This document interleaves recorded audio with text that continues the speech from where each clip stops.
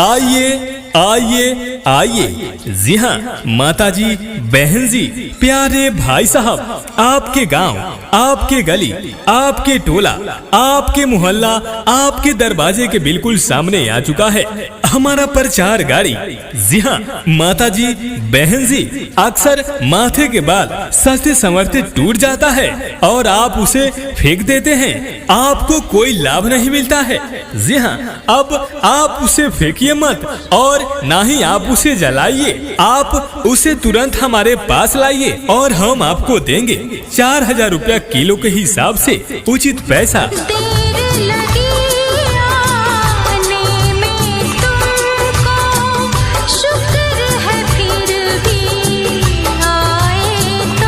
जी हाँ, यदि आपके पास 1 केजी बाल है तो आप हमारे पास लाइए और हाथों हाथ 4000 रुपया ले जाइए। जी हाँ, यदि आपके पास आधा किलो यानी 500 ग्राम बाल है तो आप हमारे प्रचार गाड़ी के पास लाइए और आप हाथों हाथ ले जाइए 2000 रुपया। और यदि आपके पास 200 ग्राम बाल है तो आप आइए और हमारे पास से ले जाइए हाथों हाथ 800 रुपया। जी हाँ, और यदि आपके पास 100 ग्राम बाल है तो आप हमारे पास से 400 रुपया लेकर जाइए। जी हाँ, और साथ ही साथ में माताजी, बहन जी, यदि आपके पास 50 ग्राम बाल है तो आप उसे भी हमारे पास लाइए और हमारे प्रचार गाड़ी के पास से आप ले जाइए 200 रुपया।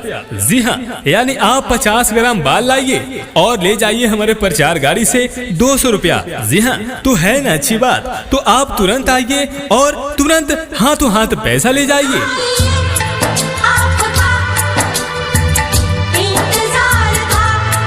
जी हाँ माताजी, अक्सर आप सब कंघी के टूटे हुए बाल फेंक देते हैं, आप उसे अब फेंकिए मत, आप उसे हमारे पास लाइए और 4000 रुपया किलो के हिसाब से आप पैसा ले जाइए।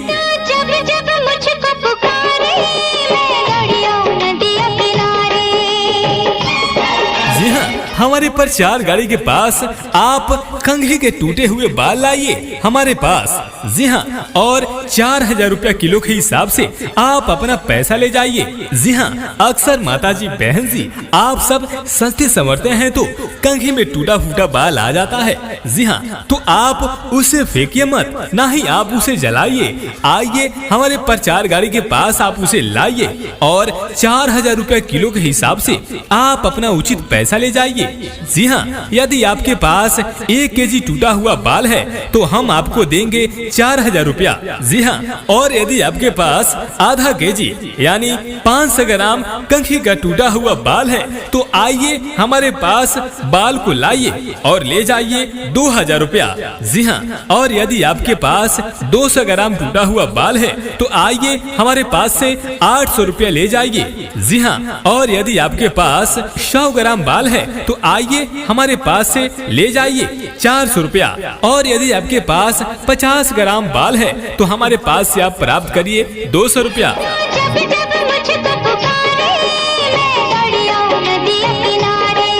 हर पल तेरा रस का निहारे, दिल लगना है तेरे बिना रे। मुझे सीने से लगा ले, मुझे आँखों में बसा ले, मेरी भूले साथिया तुझे दिल दे दिया। मेरा दिल आइए आइए आइए। जी हाँ माताजी, बहन जी, प्यारे भाई साहब, आपके गांव, आपके गली, आपके टोला, आपके मोहल्ला, आपके दरवाजे के बिल्कुल सामने आ चुका है हमारा प्रचार गाड़ी। जी हाँ माताजी, बहन जी, अक्सर माथे के बाल सस्ते संवरते टूट जाता है और आप उसे फेंक देते हैं, आपको कोई लाभ नहीं मिलता है। जी हाँ, अब आप उसे फेंकिए मत और ना ही आप उसे जलाइए, आप उसे तुरंत हमारे पास लाइए और हम आपको देंगे 4000 रुपया किलो के हिसाब से उचित पैसा।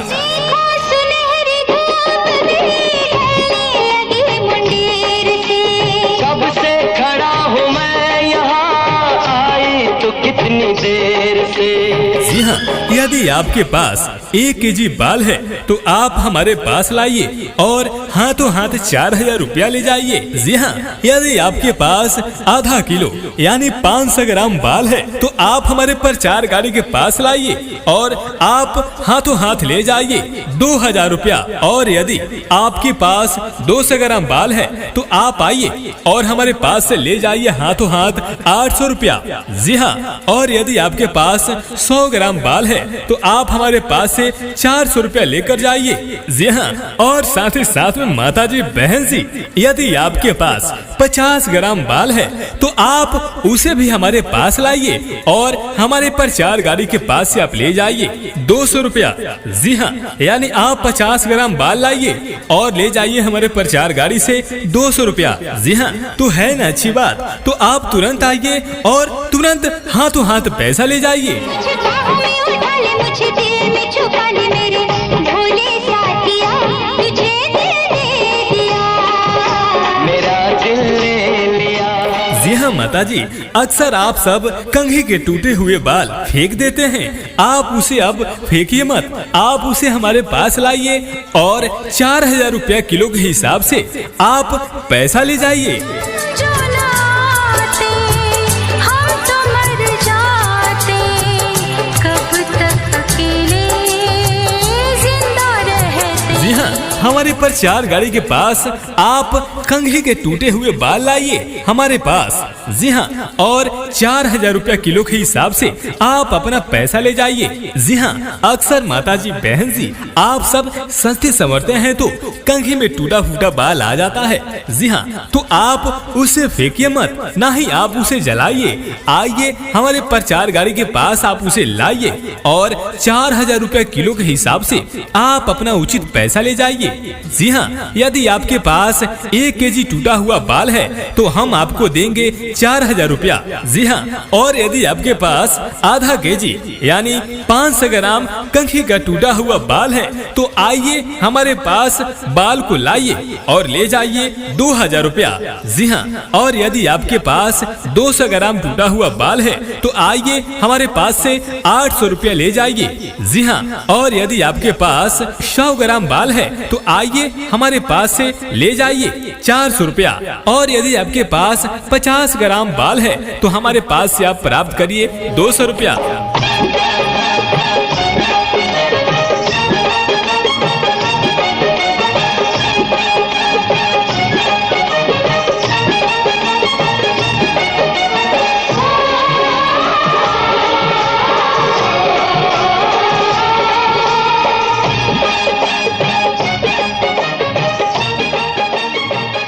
आइए आइए आइए। जी हाँ माता जी बहन जी प्यारे भाई साहब, आपके गांव, आपके गली, आपके टोला, आपके मोहल्ला, आपके दरवाजे के बिल्कुल सामने आ चुका है हमारा प्रचार गाड़ी। जी हाँ माता जी बहन जी, अक्सर माथे के बाल सस्ते संवरते टूट जाता है और आप उसे फेंक देते हैं, आपको कोई लाभ नहीं मिलता है। जी हाँ, अब आप उसे फेंकिए मत और ना ही आप उसे जलाइए, आप उसे तुरंत हमारे पास लाइए और हम आपको देंगे 4000 रुपया किलो के हिसाब से उचित पैसा। देर लगी आने में तुमको, शुक्र है फिर भी आए तो। जी हाँ, यदि आपके पास 1 केजी बाल है तो आप हमारे पास लाइए और हाथों हाथ 4000 रुपया ले जाइए। जी हाँ, यदि आपके पास आधा किलो यानी 500 ग्राम बाल है तो आप हमारे प्रचार गाड़ी के पास लाइए और आप हाथों हाथ ले जाइए 2000 रुपया। और यदि आपके पास 200 ग्राम बाल है तो आप आइए और हमारे पास से ले जाइए हाथों हाथ 800 रुपया। जी हाँ, और यदि आपके पास 100 ग्राम बाल है तो आप हमारे पास से 400 रुपया लेकर जाइए। जी हाँ, और साथ ही साथ में माता जी बहन जी, यदि आपके पास 50 ग्राम बाल है तो आप उसे भी हमारे पास लाइए और हमारे प्रचार गाड़ी के पास से आप ले जाइए 200 रुपया। जी हाँ, यानी आप 50 ग्राम बाल लाइए और ले जाइए हमारे प्रचार गाड़ी से 200 रुपया। जी हाँ, तो है ना अच्छी बात। तो आप तुरंत आइए और तुरंत हाथों हाथ पैसा ले जाइए। आपको जी हाँ माता जी, अक्सर आप सब कंघी के टूटे हुए बाल फेंक देते हैं। आप उसे अब फेंकिए मत, आप उसे हमारे पास लाइए और 4000 रुपया किलो के हिसाब से आप पैसा ले जाइए। जब जब मुझको पुकारे मैं दरियाओं नदियां किनारे। जी हाँ, हमारे प्रचार गाड़ी के पास आप कंघी के टूटे हुए बाल लाइए हमारे पास। जी हाँ, और 4000 रुपया किलो के हिसाब से आप अपना पैसा ले जाइए। जी हाँ, अक्सर माता जी बहन जी आप सब सस्ते संवरते हैं तो कंघी में टूटा फूटा बाल आ जाता है। जी हाँ, तो आप उसे फेंकिए मत, ना ही आप उसे जलाइए। आइए हमारे प्रचार गाड़ी के पास आप उसे लाइए और 4000 रुपया किलो के हिसाब से आप अपना उचित पैसा ले जाइए। जी हाँ, यदि आपके पास 1 केजी टूटा हुआ बाल है तो हम आपको देंगे 4000 रुपया। जी हाँ, और यदि आपके पास आधा केजी यानी 500 ग्राम कंघी का टूटा हुआ बाल है तो आइए हमारे पास बाल को लाइए और ले जाइए 2000 रुपया।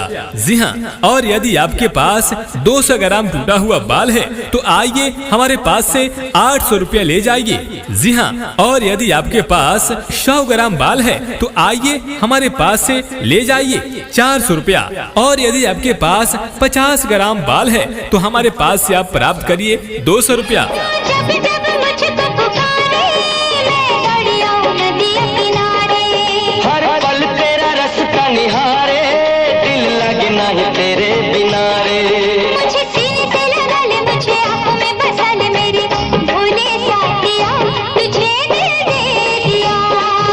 मेरा दिल आइए आइए आइए। जी हाँ माता जी बहन जी प्यारे भाई साहब, आपके गांव, आपके गली, आपके टोला, आपके मोहल्ला, आपके दरवाजे के बिल्कुल सामने आ चुका है हमारा प्रचार गाड़ी। जी हाँ माता जी बहन जी, अक्सर माथे के बाल सस्ते संवरते टूट जाता है और आप उसे फेंक देते हैं, आपको कोई लाभ नहीं मिलता है। जी हाँ, अब आप उसे फेंकिए मत और ना ही आप उसे जलाइए, आप उसे तुरंत हमारे पास लाइए और हम आपको देंगे 4000 रुपया किलो के हिसाब से उचित पैसा। सुनहरी धूप ढलने लगी मुंडेर से। कब से खड़ा हूँ मैं यहाँ, आई तो कितनी देर से।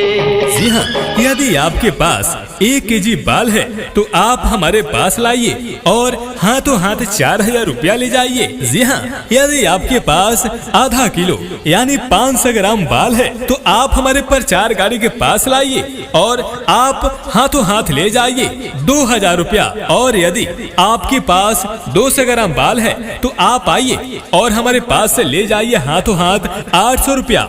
जी हाँ, और यदि आपके पास 100 ग्राम बाल है तो आप हमारे पास से 400 रुपया लेकर जाइए। जी हाँ, और साथ ही साथ में माता जी बहन जी, यदि आपके पास 50 ग्राम बाल है तो आप उसे भी हमारे पास लाइए और हमारे प्रचार गाड़ी के पास से आप ले जाइए 200 रुपया। जी हाँ, यानी आप 50 ग्राम बाल लाइए और ले जाइए हमारे प्रचार गाड़ी से 200 रुपया। जी हाँ, तो है ना अच्छी बात, तो आप तुरंत आइए और तुरंत हाथों हाथ पैसा ले जाइए। मुझे बाहों में उठा ले, मुझे दिल में छुपा ले, मेरे भोले साथिया तुझे दिल दे दिया। मेरा दिल ले लिया। जी हाँ माता जी, अक्सर आप सब कंघी के टूटे हुए बाल फेंक देते हैं, आप उसे अब फेंकिए मत, आप उसे हमारे पास लाइए और 4000 रुपया किलो के हिसाब से आप पैसा ले जाइए। जो ना आते हम तो मर जाते, कब तक अकेले जिंदा रहते। जी हाँ, हमारे प्रचार गाड़ी के पास आप कंघी के टूटे हुए बाल लाइए हमारे पास। जी हाँ, और 4000 रुपया किलो के हिसाब से आप अपना पैसा ले जाइए। जी हाँ, अक्सर माता जी बहन जी आप सब सस्ते संवरते हैं तो कंघी में टूटा फूटा बाल आ जाता है। जी हाँ, तो आप उसे फेंकिए मत, ना ही आप उसे जलाइए। आइए हमारे प्रचार गाड़ी के पास आप उसे लाइए और 4000 रुपया किलो के हिसाब से आप अपना उचित पैसा ले जाइए। जी हाँ, यदि आपके पास 1 केजी टूटा हुआ बाल है तो हम आपको देंगे 4000 रुपया। जी हाँ, और यदि आपके पास आधा केजी यानी 500 ग्राम कंघी का टूटा हुआ बाल है तो आइए हमारे पास बाल को लाइए और ले जाइए 2000 रुपया। जी हाँ, और यदि आपके पास 200 ग्राम टूटा हुआ बाल है तो आइए हमारे पास से 800 रुपया ले जाइए। जी हाँ, और यदि आपके पास 100 ग्राम बाल है तो आइए हमारे पास से ले जाइए 400 रुपया। और यदि आपके पास 50 ग्राम बाल है तो हमारे पास से आप प्राप्त करिए 200 रुपया।